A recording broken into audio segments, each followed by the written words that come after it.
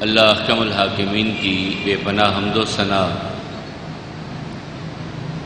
جو خالق مالک رازق ہیں، حی القیوم ہیں، کائنات کا ذرہ ذرہ انہی کے در کا محتاج ہے اور وہ کسی کے محتاج نہیں ہیں، بے نیاز ہیں، بے پرواہ ہیں۔ لاکھوں کروڑوں درود و سلام امام الانبیاء والمرسلین امام اعظم جناب محمد کریم علیہ تحیۃ و تسلیم پہ، رحمت و مغفرت کی دعا صحابہ کرام، تابعین عظام، ائمہ مجتہدین اور تمام مرحومین مسلمین کے لیے، پوری انسانیت کے لیے امن، ایمان اور ہدایت کی دعا کے بعد، محرم الحرام کا مہینہ اسلامی سن ہجری کا پہلا مہینہ اور ترتیب کے لحاظ سے حرمت والے مہینوں میں تیسرا مہینہ۔ 3 مہینے حرمت والے جن میں لڑائی جھگڑا قتال منع اللہ تعالیٰ نے کیا اس دن جس دن اللہ تعالیٰ نے زمین اور آسمان کو پیدا کیا۔ 4 مہینے حرمت والے بنائے ہیں، 3 پیدر پہ آتے ہیں، ذیقعد تھا، ذی الحج تھا اور محرم، اور ایک رجب کا مہینہ ہے جس دن اللہ تعالیٰ نے زمین کو پیدا کیا تھا، آسمان کو بنایا تھا، اس دن سے ان مہینوں کو حرمت والا بنایا اور سورہ توبہ میں اس کا اعلان کیا کہ جس دن اللہ نے زمین و آسمان بنائے اس دن ان عدت الشہور عند اللہ 12 شہرا، اللہ تعالیٰ نے مہینوں کی تعداد رکھی 12، منہا 4 حرم، 4 ان میں سے حرمت والے ہیں، عزت والے ہیں، احترام والے ہیں، جن میں لڑائی جھگڑا فتنہ فساد قتال نہیں کرنا۔ پھر رسول اللہ صلی اللہ علیہ وسلم نے ان مہینوں کی ترتیب بیان کر دی، فرمایا ذیقعد، ذی الحج اور محرم یہ پیدر پہ، اور رجب مضر کا جو ہے وہ حرمت والے مہینے ہیں۔ ان مہینوں کی یہ تعداد، یہ تکریم اللہ تعالیٰ کی طرف سے زمین و آسمان کی تخلیق کے وقت سے ہو گئی۔ پھر اللہ کے رسول صلی اللہ علیہ وسلم کامل مکمل دین دے کر کے دنیا سے رخصت ہو گئے اور اس دین میں غمی کے، خوشی کے سارے پہلو بیان کر دیے گئے۔ آپ نے خوشی کے لمحات کیسے گزارنے ہیں، آپ نے غم کی کیفیتوں میں کس طرح رہنا ہے، وہ وقت کیسے گزارنا ہے، یہ سارا کچھ بیان کر دیا۔ یہاں تک کہ ایک بار ایک یہودی نے حضرت سلمان فارسی غالباً ان سے کہا کہ آپ کے نبی آپ کو ہر چیز سکھاتے ہیں؟ کہا ہمیں ہمارے نبی نے ہر چیز سکھائی ہے، یہاں تک کہ بیت الخلاء میں جانے کا طریقہ بھی بتایا ہے، آنے کا طریقہ بھی بتایا ہے، چھینکنے کا طریقہ بھی بتایا ہے۔ کوئی چیز ہماری زندگیوں کا گوشہ ایسا نہیں ہے جس کے بارے میں امام کائنات نے ہماری رہنمائی نہ کی ہو۔ کوئی گوشہ ایسا نہیں ہے جس کے بارے میں رہنمائی نہ کی ہو۔ اور جب آخری حج کیا رسول اللہ صلی اللہ علیہ وسلم نے، اور وہاں پر اللہ تعالیٰ نے وہ عظیم آیہ مبارکہ جو سورہ مائدہ کی ہے 3 نمبر آیہ، وہ نازل فرما دی، فَمَا الْيَوْمَ أَكْمَلْتُ لَكُمْ دِينَكُمْ وَأَتْمَمْتُ عَلَيْكُمْ نِعْمَتِي وَرَضِيتُ لَكُمُ الْإِسْلَامَ دِينًا۔ آج کے دن میں نے اپنی نعمت اسلام تم پر مکمل کر دی، دین اسلام کو تمہارے لیے پسند کر لیا۔ کس نے کہا؟ اللہ تعالیٰ نے۔ تمہارے لیے دین اسلام کو میں نے پسند کر لیا اور میں تم پر اسلام کے بارے میں راضی ہو گیا، اس نعمت کو مکمل کر دیا۔ رسول اللہ صلی اللہ علیہ وسلم کی زندگی میں اللہ تعالیٰ نے 3 بیٹے عطا کیے، 4 بیٹیاں عطا کی، 2 بیٹے مکہ المکرمہ میں فوت ہو گئے۔ پہلے بیٹے کا نام قاسم رکھا، اس کی وجہ سے رسول اللہ صلی اللہ علیہ وسلم کو ابو القاسم کہا جاتا تھا۔ آقا کریم علیہ السلام کی کنیت ابو القاسم تھی۔ اس وقت میں منع کر دیا گیا کہ کوئی یہ کنیت نہ رکھے کہ کوئی شبہ نہ پیدا ہو ابو القاسم کی کنیت رسول اللہ صلی اللہ علیہ وسلم کی زندگی میں کسی اور کے لیے نہیں رکھی گئی۔ قاسم بڑے تھے، فوت ہو گئے۔ پھر اللہ نے بیٹا دیا تو آقا کریم نے اپنے والد گرامی کے نام پر نام رکھا عبداللہ۔ انہی کو طیب اور طاہر بھی کہا جاتا ہے۔ یہ بیٹا بھی فوت ہو گیا تو مکہ میں ایک طوفان کھڑا ہوا، استغفر اللہ ثم استغفر اللہ۔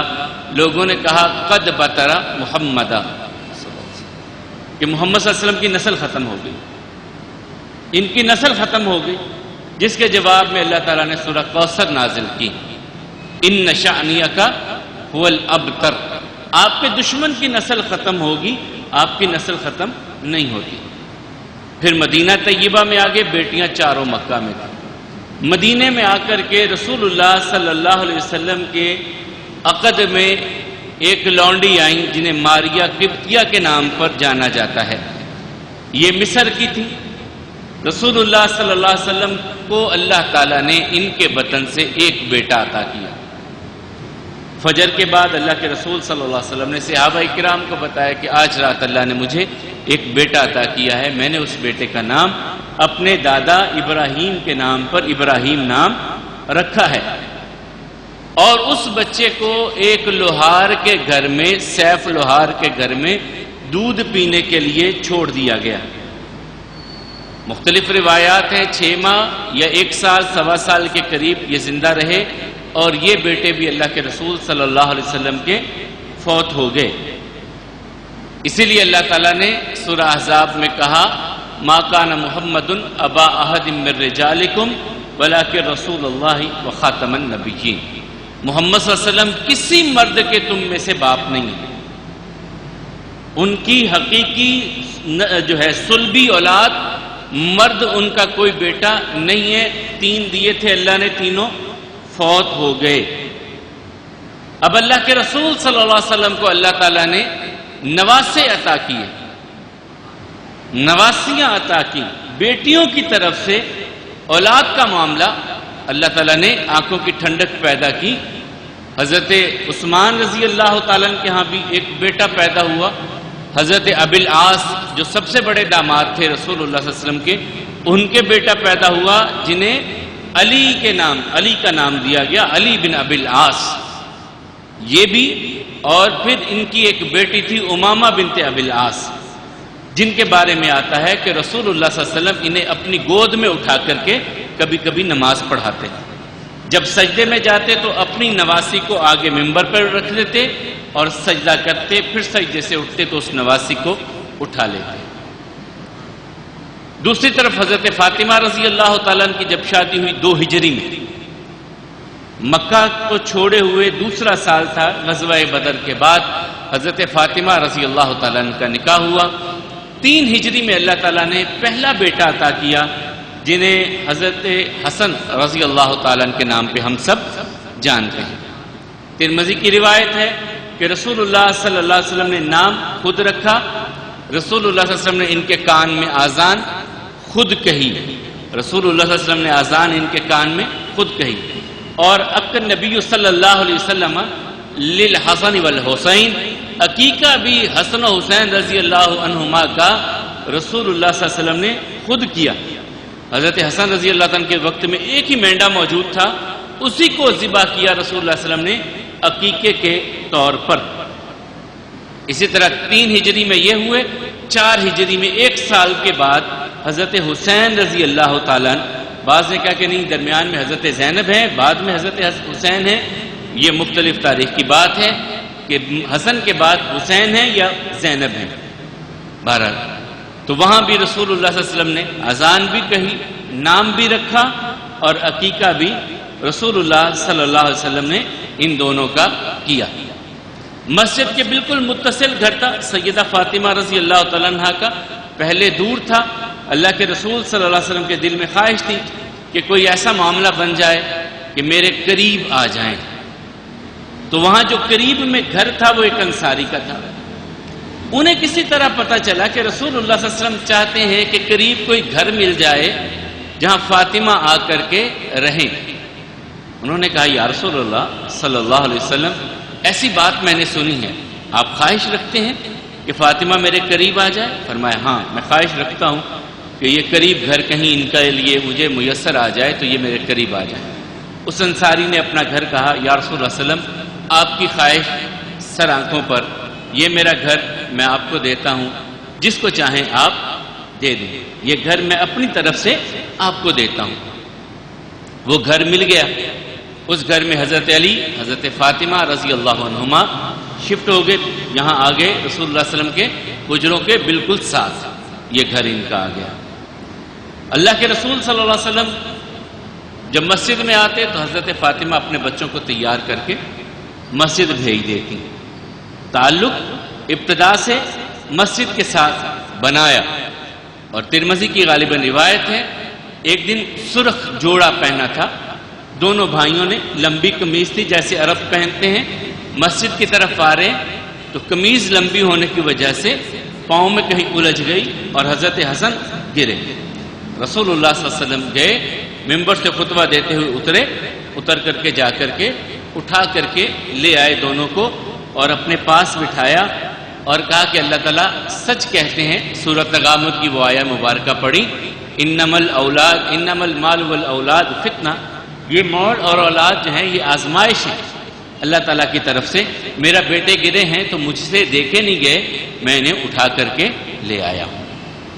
اور اس وقت اللہ کے رسول صلی اللہ علیہ وسلم نے حضرت حسن رضی اللہ عنہما کے بارے میں یہ فرمایا، ان ابنی ھذا سید لیصلح اللہ علی یدہ بین طائفتین عظیمتین من المسلمین، یہ میرا بیٹا سردار ہے، میں امید رکھتا ہوں کہ اس کے ہاتھ پر اللہ تعالیٰ مسلمانوں کے دو بڑے گروہوں کے درمیان صلح کروائیں گے۔ میں امید رکھتا ہوں کہ میرے اس بچے کے ہاتھ پہ اللہ تعالیٰ مسلمانوں کے دو گروہوں کے درمیان صلح کروائیں گے۔ اور وہ صلح معاویہ رضی اللہ تعالیٰ عنہ اور حسن رضی اللہ عنہما ان کے درمیان ہوئی، اور وہ پیشن گوئی، وہ بشارت جو رسول اللہ صلی اللہ علیہ وسلم نے دی تھی وہ پوری ہوئی اس صلح کے موقع پہ جو 40 ہجری میں مسلمانوں کی دو جماعتوں کے درمیان ہوئی۔ پھر اللہ کے رسول صلی اللہ علیہ وسلم انہیں اٹھاتے، گھماتے، لے کر جاتے، اور ایک بار ایسا بھی ہوا کہ رسول اللہ صلی اللہ علیہ وسلم سجدے میں ہیں اور حسین رضی اللہ تعالیٰ آ کر کے اوپر بیٹھ گئے، سجدے کی حالت میں رسول اللہ صلی اللہ علیہ وسلم کے اوپر آ کے بیٹھ گئے۔ رسول اللہ صلی اللہ علیہ وسلم نے سجدہ لمبا کر دیا، اب یہ اترے تو سجدہ مکمل کیا رسول اللہ صلی اللہ علیہ وسلم نے، اور ان کو بہت پیار کرتے اور کہتے کہ یہ میرے دونوں پھول ہیں، یہ دونوں میرے پھول ہیں، حسن اور حسین رضی اللہ عنہما میرے پھول ہیں۔ اور پھر انہی کے بارے میں کہا کہ یہ دونوں، صحیح ترمذی کی روایت ہے کہ سیدہ شبابی اہل الجنہ، جنت کے نوجوانوں کے یہ حسن اور حسین رضی اللہ عنہما سردار ہوں گے جنت کے شہزادوں کے۔ اسی اثنا میں 5 ہجری میں غزوہ احزاب ہوتا ہے، جسے غزوہ خندق کے نام پر ہم جانتے ہیں۔ اس موقع پر اللہ تعالیٰ نے سورہ احزاب نازل کی جو 21ویں اور 22ویں پارے، 21ویں پارے کے اختتام پہ اور 22ویں پارے کے آغاز پہ سورہ احزاب ہے، قرآن کریم کا حصہ ہے، یہ اتری۔ اور اس سورہ مبارکہ میں اللہ تعالیٰ نے ایک عظیم آیہ مبارکہ عطا کی، ابتدا سے لے کے انتہا تک 3-4 آیات یہ متصل ہیں، جن میں ازواج مطہرات کو مخاطب کیا اللہ تعالیٰ نے۔ ازواج مطہرات کون؟ میرے اور آپ کی آنکھوں کی ٹھنڈک جناب محمد کریم علیہ السلام کی بیویاں۔ 21ویں پارے کے اختتام اور 22ویں پارے کے آغاز میں یہ ساری آیات ازواج مطہرات کے بارے میں اللہ تعالیٰ نے اتاری۔ ان آیات میں سے ایک آیہ مبارکہ ہے جس کا آدھا ٹکڑا لوگ پڑھتے ہیں، ایک آیہ مبارکہ جس کا آدھا حصہ اکثر خطباء کی زبان سے آپ نے سنا ہوگا۔ وہ پوری آیہ جو ہے اللہ تعالیٰ فرماتے ہیں وَقَرْنَ فِي بُيُوتِكُنَّ وَلَا تَبَرَّجْنَ تَبَرُّجَ الْجَاهِلِيَّةِ الْأُولَى وَأَقِمْنَ الصَّلَاةَ وَآتِينَ الزَّكَاةَ وَأَطِيعْنَ اللَّهَ وَرَسُولَهُ إِنَّمَا يُرِيدُ اللَّهُ لِيُذْهِبَ عَنكُمُ الرِّجْسَ أَهْلَ الْبَيْتِ وَيُطَهِّرَكُمْ تَطْهِيرًا وَاذْكُرْنَ مَا يُتْلَى فِي بُيُوتِكُنَّ مِنْ آيَاتِ اللَّهِ وَالْحِكْمَةِ إِنَّ اللَّهَ كَانَ لَطِيفًا خَبِيرًا۔ وَقَرْنَ فِي بُيُوتِكُنَّ، ٹھہری رہو اپنے گھروں میں تم، ولا تبرجنا تبرج الجاہلیت الاولی، اور باہر نہ نکلو بناؤ سنگھار کر کے جس طرح کے جاہلیت میں تم نکلا کرتی تھی۔ یہ خواتین کے لیے حکم تھا کہ اب باہر نکلنا ہے تو پردے سے نکلنا ہے، بناؤ سنگھار کر کے نہیں نکلنا، جاہلیت کی چال چلتے ہوئے نہیں نکلنا۔ وَأَقِمْنَا الصَّلَاةَ وَآتِينَا الزَّكَاةَ، اور تم نے زکوٰۃ بھی ادا کرنی ہے اور نماز بھی ادا کرنی ہے۔ وَأَطِعْنَا اللَّهَ وَرَسُولَهُ، اللہ اور اس کے رسول کی فرما برداری تم نے اختیار کرنی ہے۔ پھر فرمایا انما یرید اللہ لیذھب عنکم الرجس اہل البیت ویطہرکم تطہیرا، اہل بیت اللہ تعالیٰ تم سے پلیدی کو دور کرنا چاہتے ہیں، تمہیں پاک اور صاف کرنا چاہتے ہیں، تمہیں پاک اور صاف کرنا چاہتے ہیں۔ وَاذْكُرْنَ مَا يُتْلَىٰ فِي بُيُوتِكُنَّ، اور یاد کرو وہ جو تمہارے گھروں میں اللہ تعالیٰ کی آیات، من آیات اللہ، اللہ کی آیات تمہارے گھروں میں اترتی ہیں ان کا ذکر کرو۔ والحکمہ، اور جو حکمت نبی کریم صلی اللہ علیہ وسلم تمہیں سکھاتے ہیں اس کو یاد کرو۔ ان اللہ کان لطیفا خبیرا، اللہ تعالیٰ باخبر بھی ہے اور جاننے والا بھی ہے۔ یہ آیہ مبارکہ 5 ہجری میں نازل ہوئی اور اس میں واضح طور پر ابتدا سے انتہا تک ازواج مطہرات رسول اللہ صلی اللہ علیہ وسلم کی بیویوں کو اللہ تعالیٰ مخاطب کر کے کہہ رہے ہیں کہ ہم چاہتے ہیں تم سے پلیدی کو دور کر دیا جائے، پاک اور صاف کر دیا جائے۔ اہل بیت کا یہ لفظ 2 دفعہ قرآن کریم میں آیا ہے۔ ایک لفظ یہی تذکرہ اسی طرح سورہ ہود میں بھی یہ تذکرہ ہے۔ حضرت ابراہیم علیہ السلام اپنے گھر میں ہیں، کچھ نوجوان مہمان آ گئے ہیں، ابراہیم علیہ السلام بھاگے گئے، بچڑے کا گوشت بھنا ہوا لا کر کے ان کے سامنے رکھا، وہ نوجوان کھانا نہیں کھا رہے۔ ابراہیم علیہ السلام خوف زدہ ہوئے کہ کیوں نہیں کھانا کھا رہے؟ تو انہوں نے کہا لا تخف، آپ ڈریے نہیں، ہم اللہ کے رسول بن کے آپ کے پاس آئے ہیں، اللہ کی طرف سے پیغام لے کے آپ کے پاس آئے ہیں۔ پیغام کیا تھا؟ کہ اللہ تعالیٰ آپ کو بیٹا عطا کرے گا، اسحاق علیہ السلام کی بشارت کے لیے ہم بشارت دینے آپ کو آئے ہیں، اللہ تعالیٰ آپ کو بیٹا عطا کرے گا۔ بی بی سارا جو دروازے کے دوسری طرف کھڑی تھی وہ کہنے لگی آلیدو وانا عجوزن وہذا بالی شیخا، میرے اولاد ہوگی، میں بوڑھی ہو گئی ہوں، بانجھ ہوں، اور یہ ابراہیم بھی بوڑھے ہو گئے، اس حالت میں ہمارے اولاد ہوگی؟ اس وقت فرشتوں نے کہا اتعجبین من امر اللہ، آپ تعجب کرتی ہیں اللہ کے کام میں؟ رحمت اللہ وبرکاتہ اہل البیت، اہل بیت آپ پر اللہ کی رحمتیں اور برکتیں ہوں، آپ اللہ کے معاملے میں تعجب کرتی ہیں؟ وہاں حضرت ابراہیم کی بیوی، حضرت اسحاق کی والدہ، انہیں اہل بیت کہہ کر کے فرشتوں نے مخاطب کیا۔ اب آگے چلیں، تھوڑا سا آگے 9 ہجری کا ایک واقعہ ہے۔ یہ 5 اور 4 سال گزر گئے، 9 ہجری آ جاتی ہے۔ 9 ہجری میں نجران کے عیسائیوں کا ایک وفد مدینہ طیبہ میں آتا ہے۔ مدینہ طیبہ میں نجران کے عیسائیوں کا ایک وفد آیا، رسول اللہ صلی اللہ علیہ وسلم سے گفتگو ہوتی رہی عیسیٰ علیہ السلام کے بارے میں، ان کے ابن اللہ ہونے کے بارے میں، ان کی الوہیت کے بارے میں، عیسیٰ علیہ السلام کی پیدائش کے بارے میں، عیسیٰ علیہ السلام کے پیغام کے بارے میں، اور وہ بہت سارا حصہ سورہ مائدہ میں اللہ تعالیٰ نے اس کا بیان کیا ہے۔ گفتگو ہوتی رہی، سورہ آل عمران اور سورہ مائدہ میں گفتگو ہوتی رہی۔ جب بات کسی طرف نہ گئی تو اللہ تعالیٰ نے ایک آخری چیلنج کے طور پہ رسول اللہ صلی اللہ علیہ وسلم سے کہا اب ان عیسائی پادریوں سے کہیے،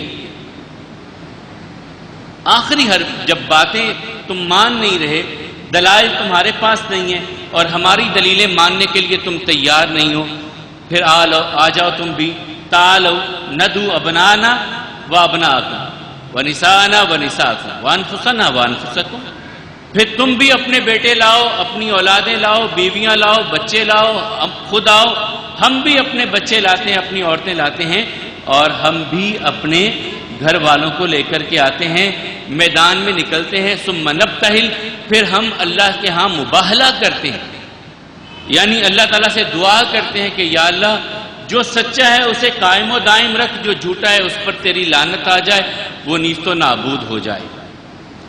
یہ عیسائی وفد تک پیغام پہنچا دیا گیا۔ اب تم دلائل مانتے نہیں ہو، اب مباہلے کے لیے تیار ہو جاؤ، یا مباہلہ ہوگا یا جزیہ دو گے تم۔ اللہ کے رسول صلی اللہ علیہ وسلم نے سیدہ عائشہ رضی اللہ تعالیٰ عنہ بیان کرتی ہیں، اس حدیث کی راویہ سیدہ عائشہ رضی اللہ تعالیٰ عنہ ہے کہ رسول اللہ صلی اللہ علیہ وسلم نے کالی چادر اون کی ایک لی ہوئی تھی۔ حضرت حسن رضی اللہ تعالیٰ عنہ، حضرت حسین رضی اللہ تعالیٰ عنہ، حضرت علی اور حضرت فاطمہ، یہ یکے بعد دیگرے آتے گئے اور اللہ کے رسول صلی اللہ علیہ وسلم انہیں اپنی چادر میں لیتے گئے۔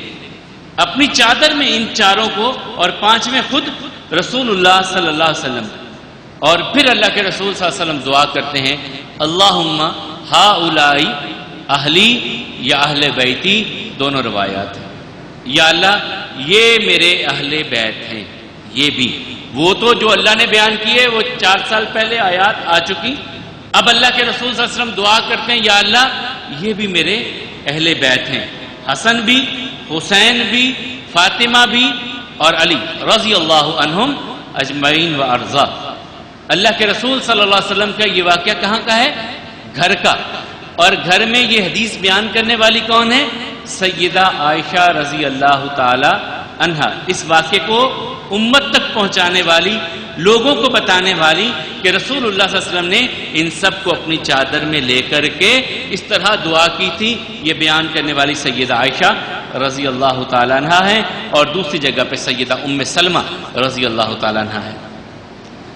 جب عیسائیوں کے وفد کو پتہ چلا کہ رسول اللہ صلی اللہ علیہ وسلم پر یہ پیغام اور یہ مباہلے کی بات آ رہی ہے، ان لوگوں نے صاف انکار کر دیا کہ ہم مباہلہ قطعاً نہیں کریں گے، قطعاً مباہلہ ہم نہیں کریں گے۔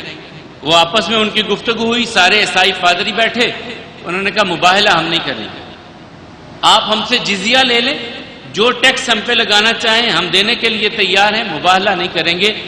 تو اللہ کے رسول صلی اللہ علیہ وسلم نے ان سے جزیہ لینا قبول کیا، اور وہاں پر حضرت ابو عبیدہ بن جراح رضی اللہ تعالیٰ کو بھیجا کہ نجران کے عیسائی اسلامی سلطنت میں رہیں گے، وہ اپنے عقیدے پر رہیں، لیکن وہ اپنی سیکیورٹی کا ٹیکس ادا کریں گے جسے جزیہ کہا جاتا ہے، اور اس جزیہ کو لینے کے لیے حضرت ابو عبیدہ بن جراح رضی اللہ تعالیٰ کو بھیجا۔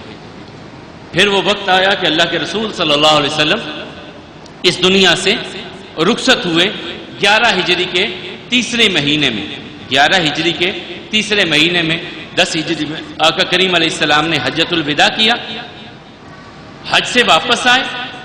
واپس آنے کے بعد سفر، محرم اور سفر کے اختتام پہ رسول اللہ صلی اللہ علیہ وسلم بیمار ہوئے، ایک جنازہ پڑھا کر کے واپس آتے ہوئے بخار ہوا، سر میں درد ہوا رسول اللہ صلی اللہ علیہ وسلم کے، اور اس طرح 16 یا 17 دن رسول اللہ صلی اللہ علیہ وسلم بیمار رہنے کے بعد اپنے مالک کی بارگاہ میں چلے گئے۔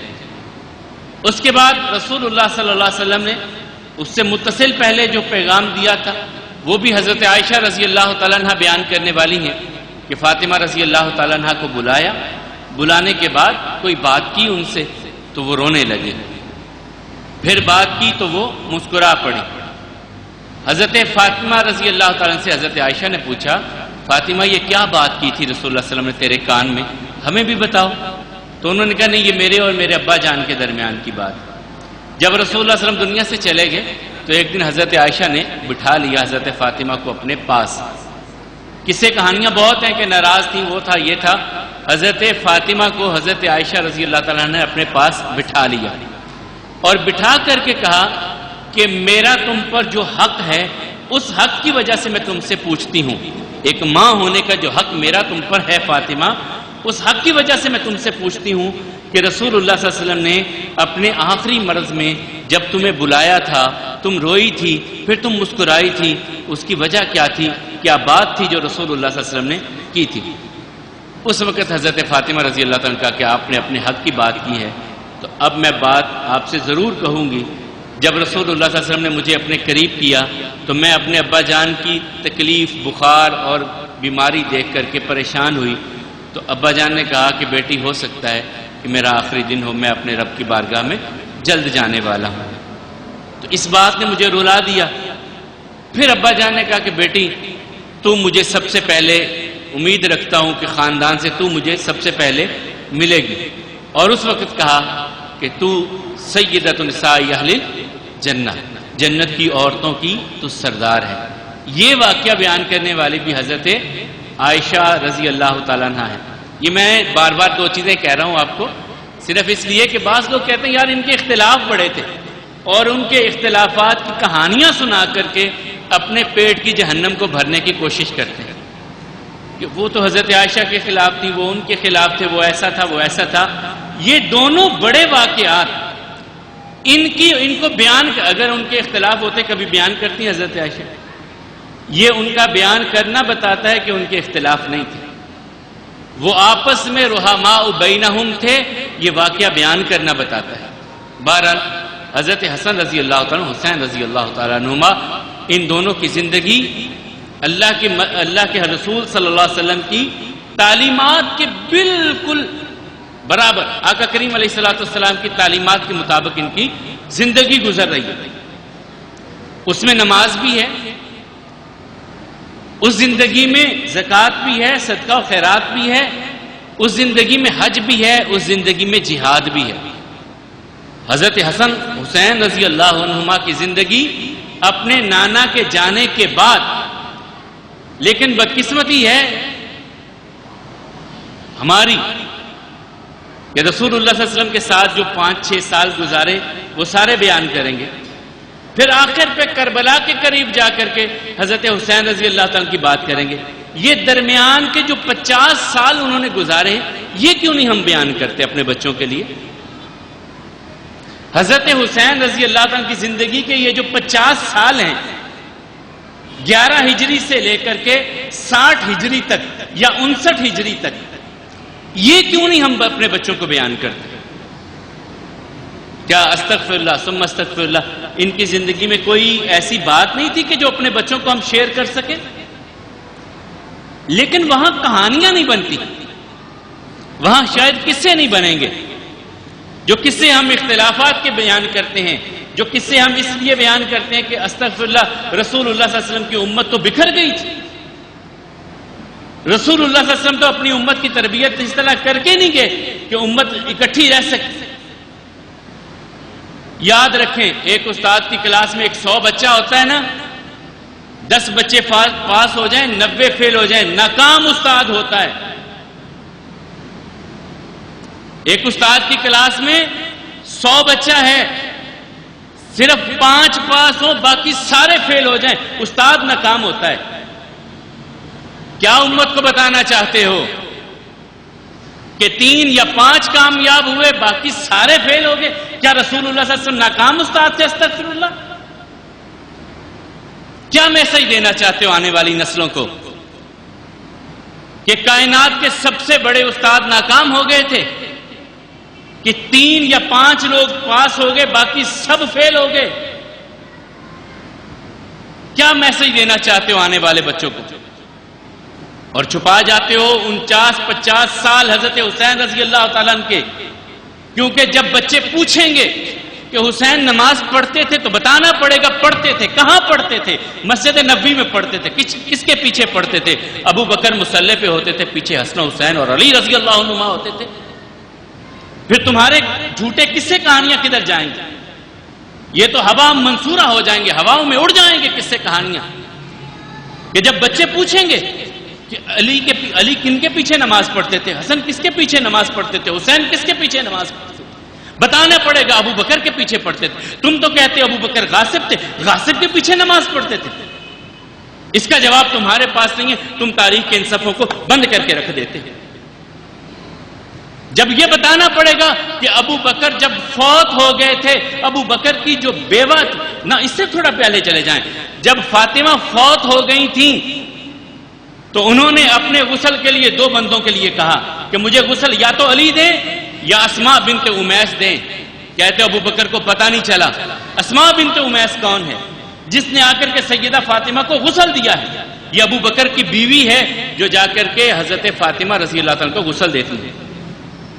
چھپاؤ تاریخ کے ان واقعات کو، گم کرو ان صفحات کو کہ حضرت فاطمہ کو غسل دینے والی کون تھی، اور جب ابو بکر رضی اللہ تعالیٰ فوت ہو گئے، ابو بکر کی وہ بیوی اسماء بنت امیس جنہوں نے حضرت فاطمہ کو غسل دیا تھا، یہ بیوہ ہو گئیں، تو حضرت علی نے ان کے ساتھ خود نکاح کیا۔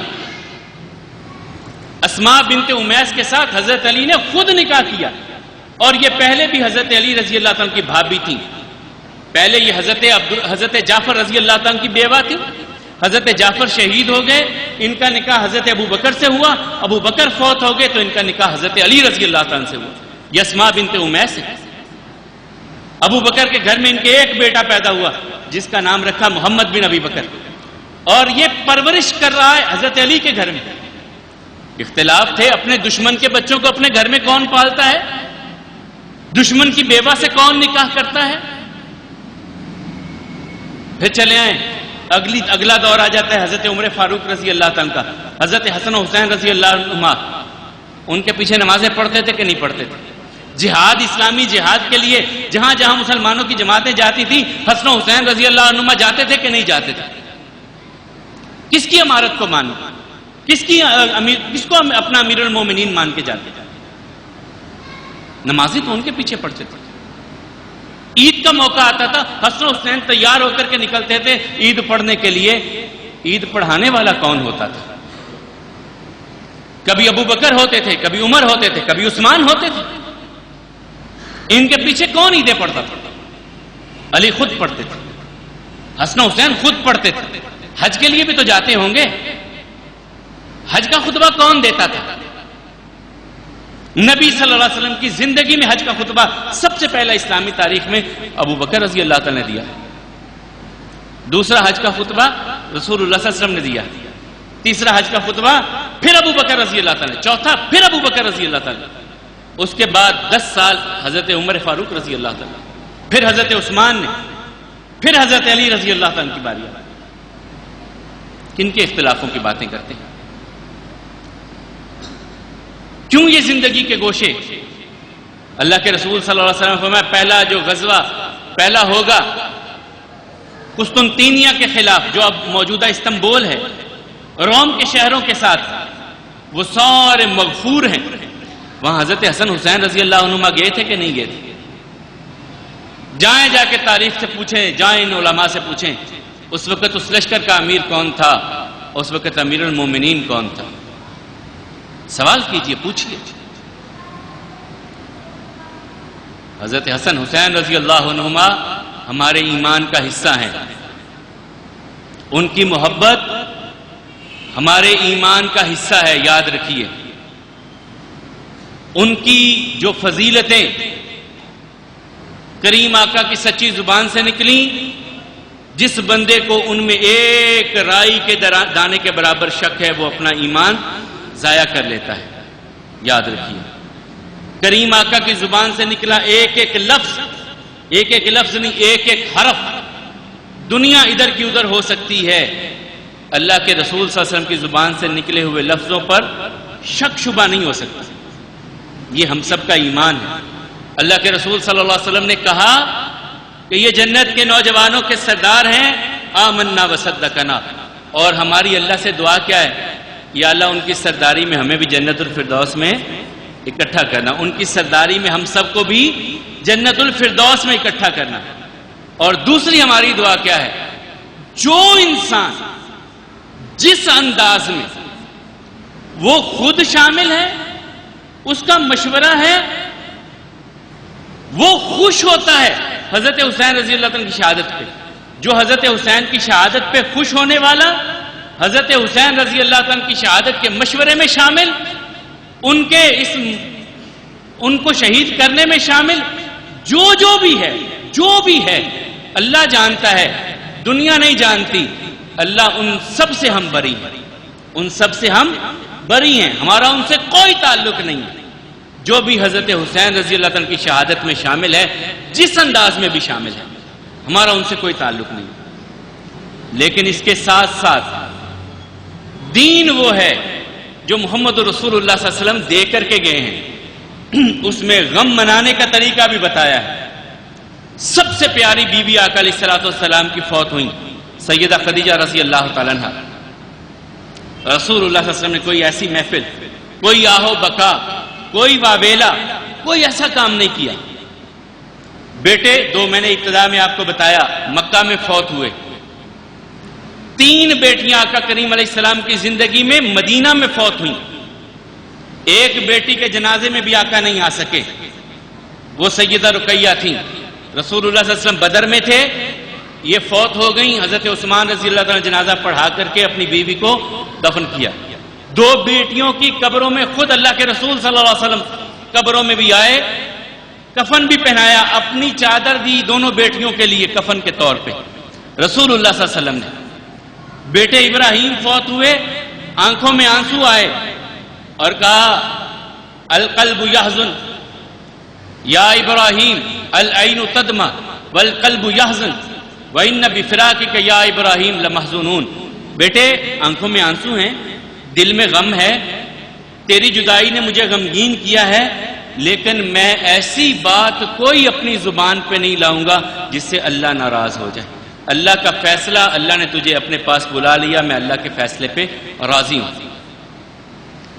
رسول اللہ صلی اللہ علیہ وسلم کے چچا شہید ہو گئے احد میں، جنہیں رسول اللہ صلی اللہ علیہ وسلم نے کہا کہ یہ سید الشہداء ہیں۔ رسول اللہ صلی اللہ علیہ وسلم نے کہا یہ سید الشہداء ہیں میرے چچا حمزہ رضی اللہ عنہ، صحیح بخاری کی روایت۔ اللہ کے رسول صلی اللہ علیہ وسلم نے کوئی ایسی محفل، کسی ایسی مجلس کا انتظام تو نہیں کیا کہ ان کے لیے کوئی ایسی نوحہ خوانی کی جائے، ان کے لیے کوئی ایسے معاملات کیے جائیں۔ خود رسول اللہ صلی اللہ علیہ وسلم دنیا سے رخصت ہوئے، کیا صحابہ کرام نے ایسی محفلیں، ایسی مجلسیں، یا جو طرز عمل آج ہمارے بھائیوں کا ہے، کیا صحابہ کرام کے یہ طرز عمل تھے؟ ان میں حضرت علی بھی تھے، حضرت حسن بھی تھے، حسین بھی تھے، فاطمہ رضی اللہ تعالیٰ عنہما، یہ سارے موجود تھے۔ کیا ان کے طرز عمل ایسے تھے رسول اللہ صلی اللہ علیہ وسلم کے دنیا سے رخصت ہونے کے وقت؟ پھر آگے چلے آئیے، حضرت فاطمہ رضی اللہ عنہ کی وفات ہے، اس سے آگے چلے آئیے حضرت علی کی شہادت ہے، چھوڑ دے باقیوں کو، حضرت علی رضی اللہ عنہ کی شہادت ہے، حضرت حسن بھی موجود ہیں، حسین رضی اللہ عنہما بھی موجود ہیں۔ کیا انہوں نے سوگ میں اپنے لباس تبدیل کر لیے؟ کیا انہوں نے ایسے معاملات جو آج ہم کر رہے ہیں، یہ سارے معاملات حضرت حسن حسین رضی اللہ عنہما نے اپنے والد کی شہادت پہ کیے؟ شہید تو وہ بھی ہوئے، اللہ کے گھر میں شہید ہوئے، ان کی شہادتوں میں شک نہیں ہے، ان کے بچھڑ جانے کا غم بھی بہت بڑا ہے۔ پھر بقول ان کے حضرت حسن رضی اللہ عنہ کو بھی زہر دیا گیا کہ حضرت حسین رضی اللہ عنہ نے ایسی محفل کا انتظام، ایسا رویہ، ایسا طریقہ حضرت حسین رضی اللہ عنہ نے اختیار کیا۔ اور باتیں بہت ہیں، وقت کم ہے، بہرحال میں انہی باتوں پہ اختتام کروں گا۔ اللہ حکم الحاکمین ہم سب کو حق کو حق سمجھنے کی توفیق عطا فرمائے اور اس کو اپنانے کی توفیق عطا فرمائے، باطل کو باطل سمجھتے ہوئے اس سے بچنے کی توفیق عطا فرمائے۔ مالک و مولا اپنے پیارے حبیب علیہ السلام کے صحیح روشن منور راستے پہ ہم سب کو چلنے والا بنائے، اسی پہ ہم سب کا خاتمہ فرمائے۔